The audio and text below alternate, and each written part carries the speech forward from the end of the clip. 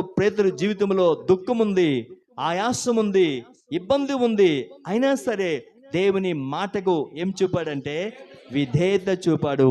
విధేయత చూపి వల వేసినప్పుడు విస్తారమైన చేపలు పట్టడం మనము చూడగలుగుతున్నాం. కాబట్టి నీ స్థితి ఎలాంటి స్థితిలో ఉన్నా ఈ సమస్యలకు పరిష్కారం జరగదు, ఈ రోగము తొలగిపోదు, ఈ కష్టాలు పోవు, ఈ పేదరికం పోదు, నా భర్త మారడు, నా పిల్లలు మారరు, నా భార్య నా మాట వినదు అనుకోవద్దు.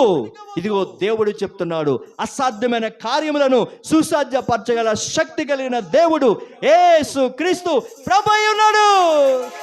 ఆమేన్, హల్లెలూయా.